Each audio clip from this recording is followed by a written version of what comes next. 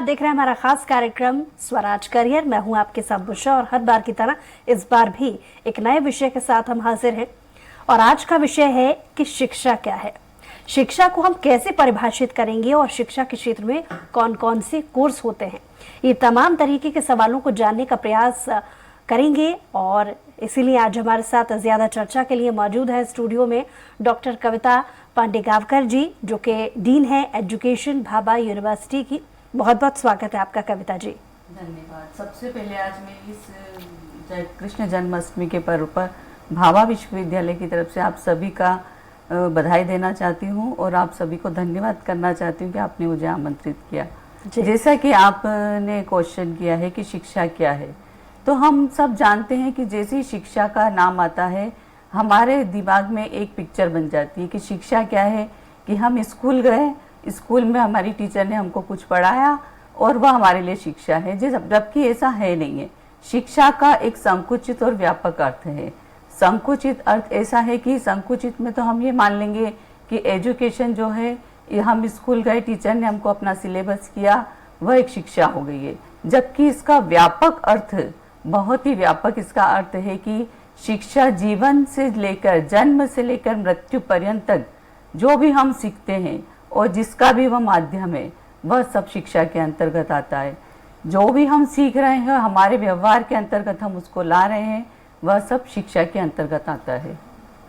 और बात एजुकेशन की हो रही है, तो कविता जी, एजुकेशन के क्षेत्र में कौन कौन से ऐसे कोर्सेज होते हैं जिन्हें करने से शिक्षा की एक नई दिशा जो स्टूडेंट हैं वो तलाश सकते हैं? जी बिल्कुल। भाभा विश्वविद्यालय के अंतर्गत एजुकेशन के क्षेत्र में डीएलएड होता है, बीएससी बीएड, बीएड, एमएड और हमारा पीएचडी कोर्स भी एजुकेशन से रिलेटेड वो हम संचालित करते हैं। और ये जो डीएलएड है वो 10+2 है, ये डिप्लोमा कोर्स है। बीएससी बीएड भी डिप्लोमा कोर्स है। बीएड ग्रेजुएट पास स्टूडेंट्स के लिए किया जाता है। एमएड ग्रेजुएट प्लस पीजी जो पास कर लेते हैं उनके लिए होता है। जी, और इन कोर्सेज के लिए एडमिशन की प्रक्रिया क्या है, क्योंकि जाहिर है ये बाकी की शिक्षाओं से थोड़ा अलग है, तो जी बिल्कुल। ये सभी कोर्सेज के एडमिशन जो हैं वो काउंसलिंग के तहत किए जाते हैं। डीएलएड की काउंसलिंग गवर्नमेंट सरकार, भारत मध्य प्रदेश सरकार के द्वारा संचालित की जाती है। यह इसमें काउंसलिंग होती है, काउंसलिंग के बाद द्वारा स्टूडेंट का एडमिशन होता है। ऐसे ही बीएससी बीएड और बीएड एमएड के लिए पहले रजिस्ट्रेशन किए जाते हैं, फिर इनकी काउंसलिंग होती है और उसके बाद इनका एडमिशन होता है। जी, और क्या बीएड के लिए स्कॉलरशिप का भी प्रावधान है? जी बिल्कुल।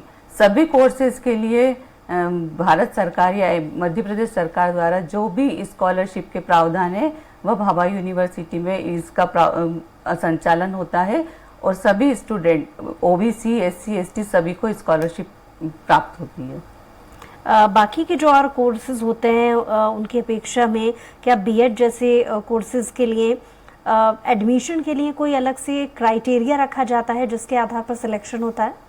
जी, जैसे डीएलएड का अपन लेकर चलें, इसमें 70 इयर्स आपको कंप्लीट करना होता है। उसके बाद किसी भी बोर्ड से आप 10+2 हो तो आपका एडमिशन हो जाएगा, मेरिट बेस पे आपका एडमिशन हो जाता है। ऐसे ही बीएससी बीएड में आप 10+2, बीएससी बीएड हमारे यहाँ पर चलता है तो आपको अब मैथ्स और साइंस होना अनिवार्य है। हम आर्ट्स वालों को बीएससी बीएड में कोर्सेज में एडमिशन नहीं देते हैं। आपके लिए साइंस, 12th से साइंस पास होना अनिवार्य है।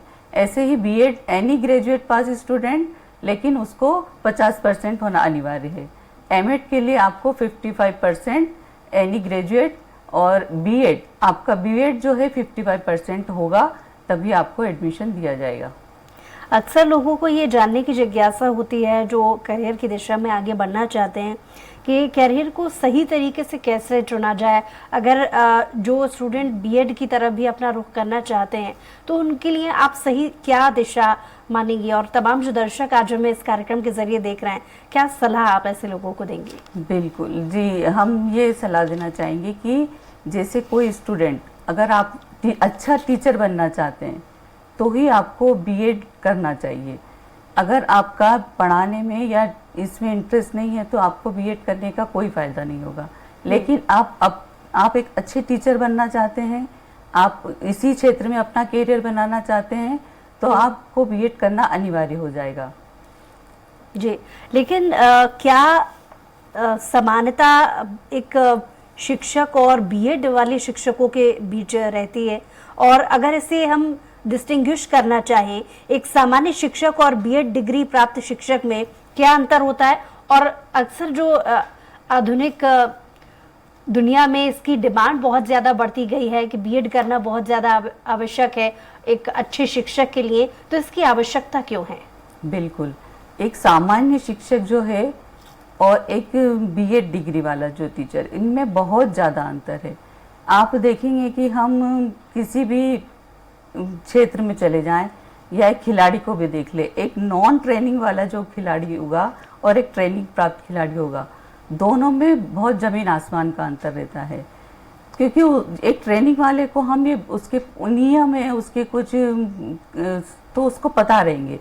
ऐसे ही एक जो बीएड ट्रेंड टीचर है और एक अननोन ट्रेंड टीचर है, दोनों में बहुत अंतर होता है। क्योंकि बीएड की डिग्री ऐसी है, उसके अंतर्गत हम यह सब सिखाते हैं कि आपको क्लास के अंदर कैसे इंटर होना है, कैसे बच्चों के साथ आपका व्यवहार होना चाहिए, कैसे आपका प्लान होना चाहिए, कितने मिनट का प्लान होना चाहिए, आपको कौन से स्टूडेंट और छात्रों में अलग अलग आपकी ये कैटेगरी रहती है कि आप जो थोड़े से कम जिनको समझ में आ रहा है, आपको उनके साथ कैसा व्यवहार करना है, जो एक अच्छे स्मार्ट स्टूडेंट है उनके साथ व्यवहार आपका कैसा रहेगा।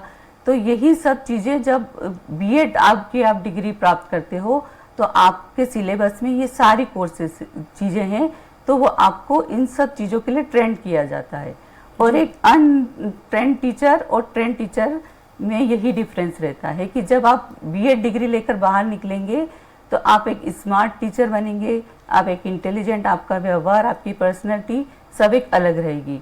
तो आप जब क्लास में इंटर होंगे तो आपके बच्चों के साथ एक व्यवहार, आपका जो क्लासमेट का व्यवहार, आपका एक प्लान, सब एक प्रॉपर तरीके से तैयार रहेगा। जी, कविता जी, बीएड में होने वाले कोर्सेज के बारे में थोड़ा विस्तार से बताइए कि आखिर कौन कौन से कोर्सेज होते हैं जिनको बीएड के कोर्स में पढ़ाया जाता है? बीएड के अंतर्गत मैडम एक तो आपको फिलोसॉफी सिखाई जाएगी। फिलोसॉफी में आपका जो पूरा जो जितने भी अपना ये एजुकेशन कहाँ से स्टार्ट हुआ है, कैसे कैसे उनमें परिवर्तन होते गए, ये सब फिलोसॉफी के अंदर सिखाया जाता है। ऐसे ही साइकोलॉजी सब्जेक्ट है इसके अंतर्गत। साइकोलॉजी में आपको आपका व्यवहार, हर स्टूडेंट का एक व्यवहार होता है अलग अलग, आपको किस स्टूडेंट के साथ कैसे व्यवहार करना है, यह साइकोलॉजी के अंदर सिखाया जाता है। ऐसे ही आईटीसी पेपर है, एक टेक्नोलॉजी का पेपर है, हम अपनी एजुकेशन को टेक्नोलॉजी के साथ कैसे जोड़ें, यह सब भी हम बीएड के अंतर्गत कोर्स में संचालित रहता है और यह सब भी सिखाया जाता है। तो कोर्स के अंदर, बीएड कोर्स के अंदर आपको टेक्नोलॉजी सीखने को मिलेगी, आपको साइकोलॉजी सीखने को मिलेगी। साइकोलॉजी में आप पर्सनैलिटी, कम्युनिकेशन, आपका व्यवहार, आपका व्यक्तित्व, सब कैसे आपको प्रेजेंट करना है, ये सिखाया जाता है। जी, और क्या इनके प्रकार भी होते हैं? जी, बीएड कोर्स जो है दो तरीके से होता है, एक नॉर्मल बीएड है और एक स्पेशल बीएड है। तो स्पेशल बीएड जो है वो स्पेशल चिल्ड्रंस के लिए, जैसे हैंडीकैप जो स्टूडेंट्स रहते हैं, उनके साथ आपका व्यवहार, एक टीचर का व्यवहार कैसा रहेगा, आप उनको कैसे पढ़ाएंगे, आप उनको किस तरीके से इजी वे में सिखाएंगे, ये सब स्पेशल एजुकेशन का जो बीएड का पाठ्यक्रम है उसमें सिखाया जाता है जी। और एक नॉर्मल जो बीएड का कोर्स है वह नॉर्मल स्टूडेंट्स के लिए सिखाया जाता है। तो दो तरीके के बीएड होते हैं मैडम। अगला सवाल बहुत ही महत्वपूर्ण है, मुझे लगता है कि जो दर्शक हमें देख रहे हैं और जो बीएड कर रहे हैं खास तौर पर उनके लिए ये सवाल काफ़ी महत्वपूर्ण है कि विद्यार्थियों को ट्रेनिंग में किस तरीके की ट्रेनिंग दी जाती है? जी, बीएड कोर्स में मैडम 3 महीने का इंटर्नशिप एक प्रोग्राम रहता है। आपको 1 महीने किसी स्कूल में जाके प्रॉपर 1 महीने आपको टीचर बनके वहाँ के सारे ही प्रोसेस को सिखाया जाता है। तो 1 महीने आप स्कूल जाएंगे, 1 महीने में आपको पूरी ट्रेनिंग दी जाएगी एक अच्छा टीचर बनने के लिए, प्लान के लिए, आपको कैसे प्रेजेंट करना है, यह सब, और स्कूल में जो भी आपका सिलेबस हो, टाइम टेबल हो, रजिस्टर हो, कैसे तैयार होता है, ये पूरा 1 महीने आपको स्कूल के अंदर जाके सीखना पड़ता है। उसके बाद जब आप आते हो उसको आपको अप्लाई करना पड़ता है। तो 2 महीने हम कॉलेज में ट्रेनिंग देते हैं और 1 महीने हम स्कूल में भेजकर ट्रेनिंग देते हैं। तो 3 महीने का पूरा एक ट्रेनिंग प्रोग्राम है बीएड स्टूडेंट के लिए। जी, और क्योंकि कंपटीशन का ज़माना है, हर एक फील्ड में किसी भी जॉनर में इस बात को ज़्यादा तरजीह दी जाती है कि गवर्नमेंट अपॉर्चुनिटीज़ उन्हें कैसे मिल पाए। हमने अक्सर देखा है कि काफ़ी संख्या में लोग बीएड कर लेते हैं, लेकिन उन्हें सरकारी नौकरी यानी सरकारी शिक्षक के तौर पर वो पदस्थ नहीं हो पाते हैं। पहले ये समझ लेते हैं कि इसको लेकर के तैयारियां किस तरीके से की जाती हैं।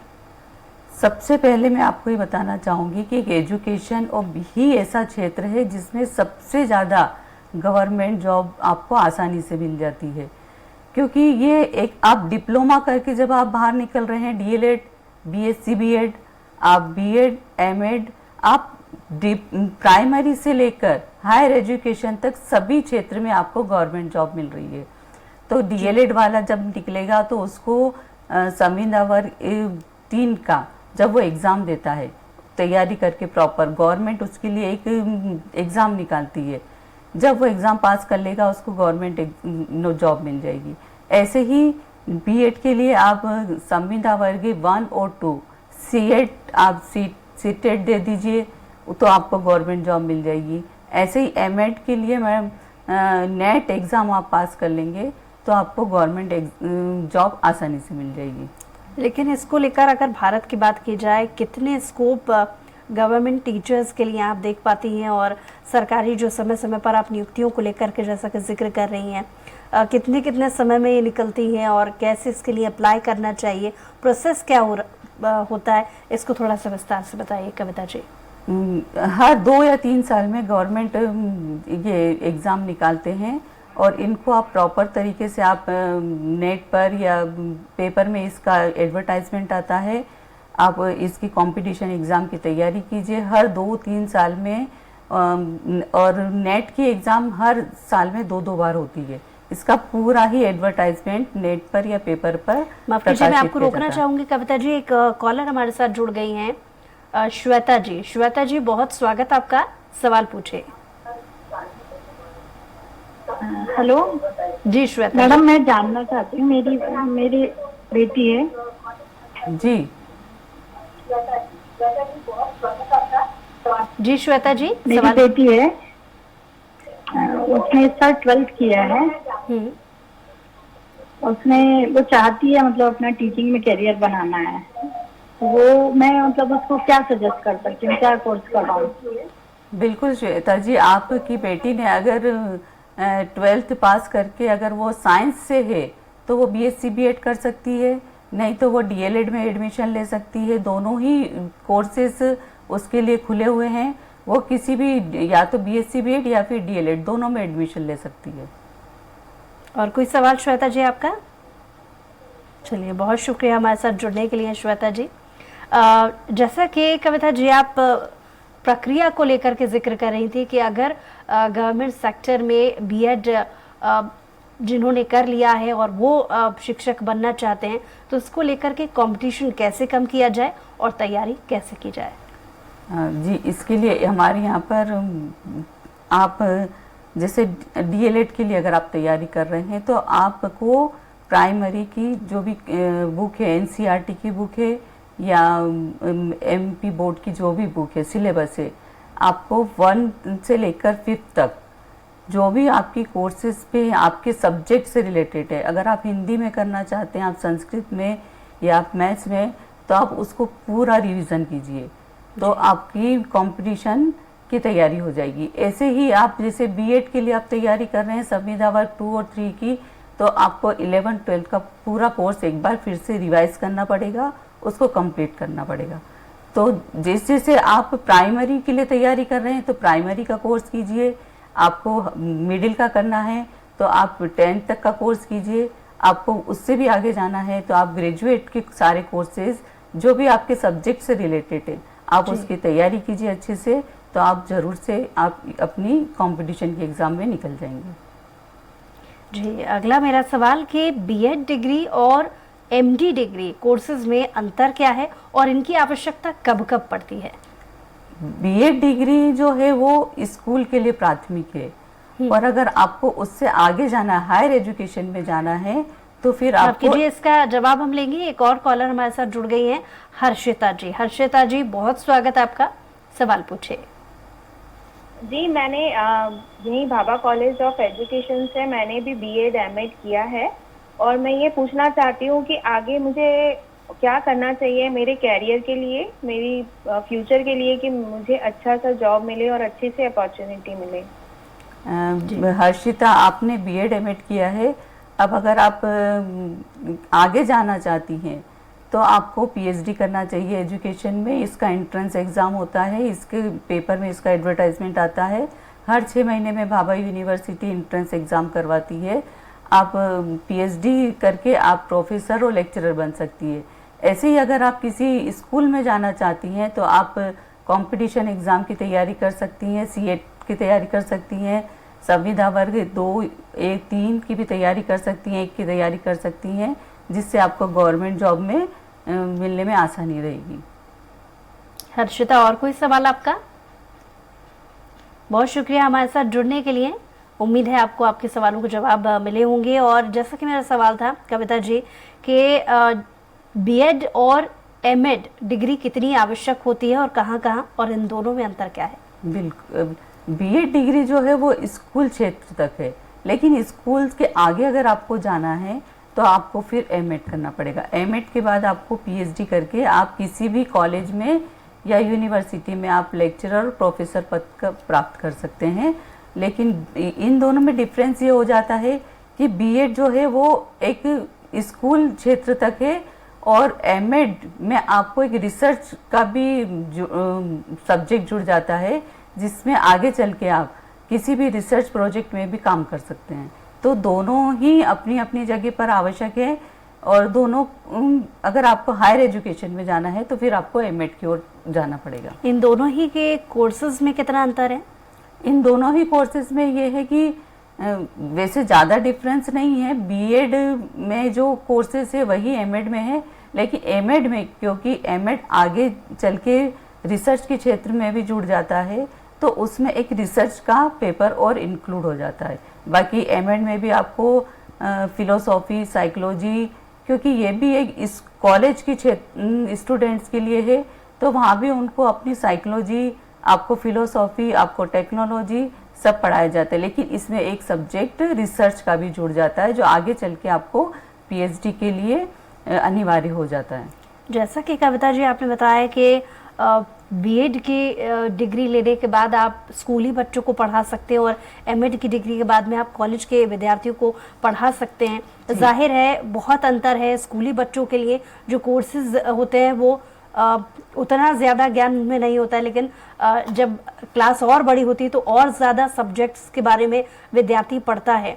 तो क्या शिक्षक को भी इसको लेकर के अपग्रेड अपने आप को करना पड़ता होगा? बिल्कुल, समय समय पे हमें भी अपने आप को अपग्रेड करना पड़ता है। जैसे अभी आपने देखा कि कोरोना का समय जो निकला हम सभी के बीच में, इसके पहले हम लोगों को ऑनलाइन क्लासेस के बारे में इतना ज्ञान नहीं था, लेकिन जब ऐसा समय आया तो हम लोग और टेक्नोलॉजी से जुड़े, हमने इसको और जाना, और टेक्नोलॉजी से जुड़ने के कारण हमने अपने आप को अपग्रेड किया। अब हम ऑनलाइन क्लासेस पढ़ा सकते हैं, ऑनलाइन एग्ज़ाम ले सकते हैं, ऑनलाइन अपना रिसर्च का पेपर बना सकते हैं, रिसर्च पब्लिश कर सकते हैं, हम अपना टॉपिक तैयार करके लेक्चर कर सकते हैं। तो ये सभी हमको समय समय पर टीचर को टेक्नोलॉजी के द्वारा जुड़ के हमें अपग्रेड भी करना पड़ता है, और हमने अपने आप को किया भी है बहुत ज़्यादा। रिसर्च पेपर का जैसा कि आप जिक्र कर रहे हैं, रिसर्च पेपर किस तरीके से दिए जाते हैं और इनका क्राइटेरिया क्या होता है? रिसर्च पेपर जो है ये एमएड स्टूडेंट के लिए अनिवार्य है। ये आप अपना जब छोटे छोटे आप अपने प्रोजेक्ट बनाते हैं रिसर्च से, तो आप जो एक टॉपिक लेते हैं उसके ऊपर कुछ स्टूडेंट्स को लेके एक मिनिमम स्टूडेंट का क्राइटेरिया रहता है। आप 50-35 स्टूडेंट को लेकर उसके ऊपर एक छोटा सा रिसर्च करते हैं। तो रिसर्च के जो भी परिणाम रहेंगे, जैसे हमने कुछ स्टूडेंट लिए हैं कि वो अपने क्लास में ज़्यादा समय नहीं बिता रहे, क्यों नहीं बिता रहे, उनको क्या प्रॉब्लम आ रही, ये लेकर जब हम गए, हमने देखा कि उनको कुछ लैंग्वेज का प्रॉब्लम है, कहीं उनको टेक्नोलॉजी का प्रॉब्लम आ रहा है, कहीं उनको कुछ बुक्स का प्रॉब्लम है। तो इन सब प्रॉब्लमों की जब हमने खोज करी और उसका परिणाम जो निकला, वही रिसर्च में फिर हमें आगे से आगे उसके और हम उसको बढ़ा के रिसर्च भी कर सकते हैं।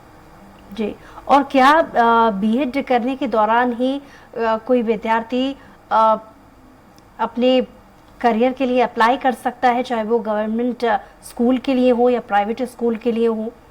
बिल्कुल, जब वो बीएड के लिए, वो बीएड के साथ साथ वो तैयारी कर सकता है अपने करियर के लिए। कंपटीशन एग्जामों की वो अपनी अलग से क्लासेस कोचिंग लेके भी तैयारी कर सकता है। वो जैसे वो बीएड कर रहा है, उसी के साथ साथ वो अपना 11-12 का भी सिलेबस अगर कंटिन्यू करना चाहे तो वो उसके साथ साथ करके जब जैसे ही उसका बीएड होगा, वो अपना कंपटीशन एग्जाम संविदा वर्ग 1-2 सीटेट के एग्जाम दे सकता है। जी, और क्या एमएड के दौरान भी इसी तरीके का नियम लागू किया जाता है? अगर व्यक्ति बीएड कर चुका है और एमएड की तैयारी कर रहा है, तो क्या उसे एक अच्छे कॉलेज में बतौर शिक्षक नियुक्त वो हो सकता है, अगर सरकारी क्राइटेरिया की बात की जाए तो? नहीं, वो किसी स्कूल में वो पढ़ा सकता है, लेकिन वो किसी यूनिवर्सिटी या विश्वविद्यालय में जब तक उसका एमएड कंप्लीट नहीं होगा, वो एलिजिबल नहीं है। वो स्कूल के लिए एलिजिबल है, पर वो यूनिवर्सिटी और उसके लिए एलिजिबल नहीं हो पाएगा वो, जब तक उसका एमएड कंप्लीट नहीं हो जाता। और क्योंकि समय की कमी है, चलते चलते हमारे दर्शकों को आप ज़रूरी क्या टिप्स देना चाहेंगे कि अगर वो बीएड या एमएड करने का सोच रहे हैं तो किन किन सावधानियों को बरत सकते हैं, जिसके चलते उन्हें सही दिशा अपने करियर में मिल सकती है? जैसे अभी मैं आपको ये बताना चाहूँगी कि एमएड और बीएड दोनों ही बहुत अच्छे कोर्सेज हैं।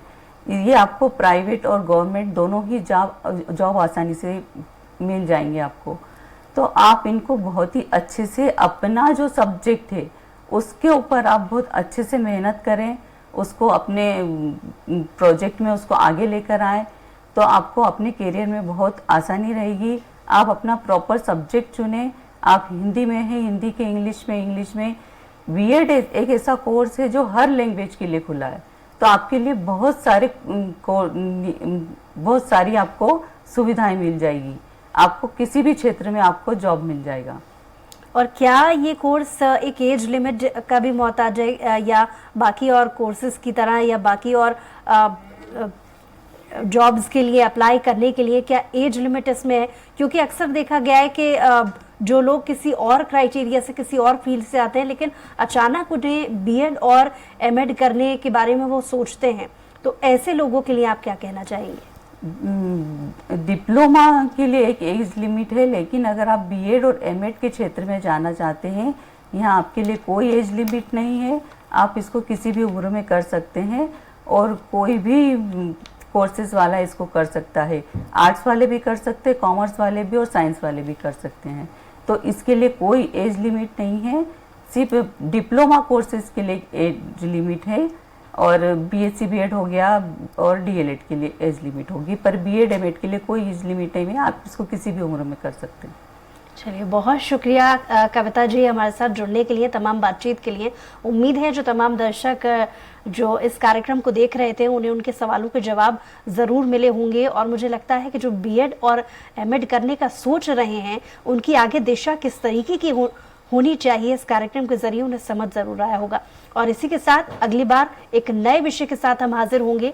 बहरहाल आज के खास कार्यक्रम में इतना ही। कुछ और खबरों के लिए देखते रहिए स्वराज एक्सप्रेस।